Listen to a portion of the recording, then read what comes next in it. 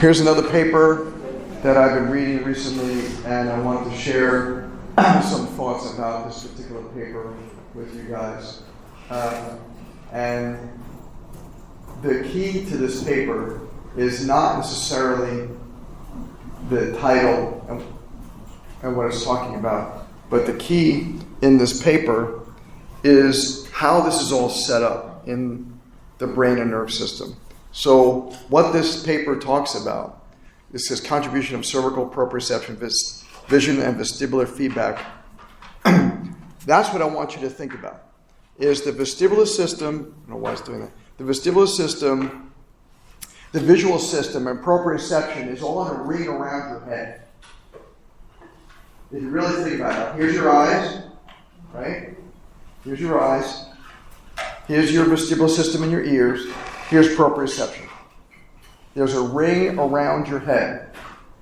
And that ring around your head is probably one of the most important rings of areas that we need to look at as a pediatric-based chiropractor. Because like today we're going to talk about milestones and development and that kind of stuff. So if you're talking about a kiddo who is face down at 3 months of age, what should they be doing? They should be lifting their head up, right? They should be lifting their head up like this. Maybe even pushing their arms a little bit. If they're not doing that, then there's something wrong with one of those three areas. There's either something wrong visually, that they can't visualize where they are in space to do that kind of movement. There's something proprioceptively, so that they cannot get themselves to fight against gravity and lift their heads up, because in order to lift your head up, you have to fight against gravity. Or there's something going on vestibulally, and when they lift up their heads and they move their heads from certain positions, they lose balance.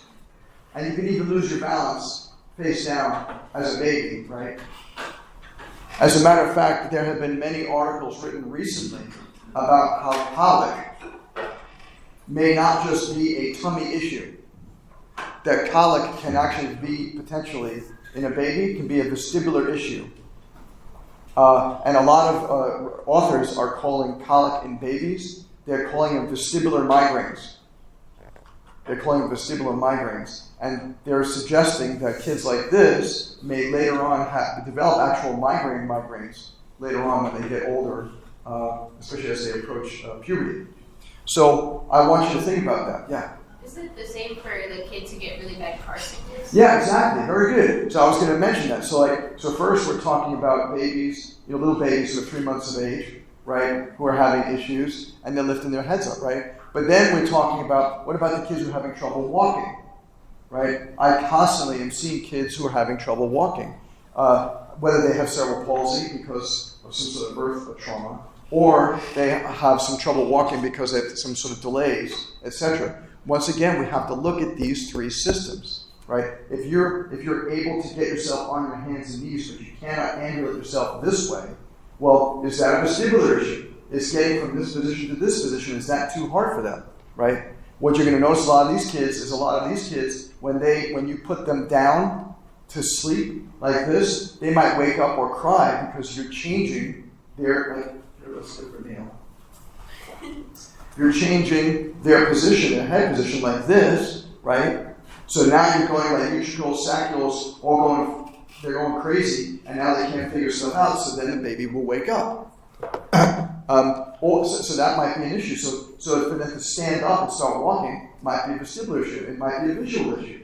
They might not be able to see the way, like if our plane is supposed to be horizontal like this, but a lot of kids who have torticollis, which we'll talk about momentarily, a lot of babies have torticollis, especially if you're born by a C-section or traumatic delivery, you'll have torticollis. So now the kid's head is like this. So the kid's head like this. So with my right eye might stay centered, but what's my left eye going to do? It'll come in, most likely. So now both your eyes are not working correctly, so that might be very hard for you to balance yourself when you're standing up. And in cervical proprioception, you have to be able to figure out gravity, right? So maybe you can figure out gravity when you're on all fours, but when you're on twos, right, when you're on just your feet, you can't figure out gravity, right? So there's another thing. And then, like you had mentioned, so if we have a child who has some kind of car sickness, what happens when they have car sickness is they're driving in the car like this as a passenger, and then what happens is like the telephone poles and trees or whatever coming over here. So with you and I, what are our eyes able to do? We can stabilize, like we can kind of look over here, we can read a book, we can look at the iPad, we can, if we're driving, we can follow things. But if your eyes are going like, right, and your vestibular ocular reflex is off, right, this might create a dizziness in that child, and if the dizziness in the child may come out as I'm getting car sick, right? So that could be a vestibular thing, it could be a visual thing, and once again, it could be a proprioceptive thing, because when they're sitting in the car seat, a lot of these kiddos in these car seats, and even though I appreciate the car seats because they're actually quite protective, if you actually look at the mechanics of the car seat, they're biomechanically not particularly good positioning for most kids, right? If you look at them, most of them are making their heads go forward. If you're making your head go forward, now you're changing how the vestibular system is working. You're changing how the eyes are perceiving things. You're changing a lot of different things. So this is creating all kinds of problems. And that's what I want you to think about. When you're looking at this, this doesn't have it on this particular diagram, but I want you to just imagine a ring between the eyes and the ears where the vestibular system is and the occiput, right? It is a ring. So if I show it on Brittany, here's the eyes, here's the vestibular system, here is the proprioceptive, the seat of the proprioceptive system is in the occiput.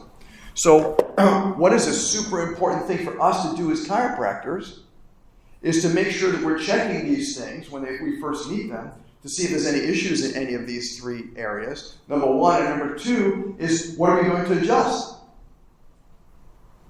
Of the cervical and cranial. Because this is the key. That, obviously the rest of the spine is super important. We talked about Logan adjustments today and stuff for the sacrum.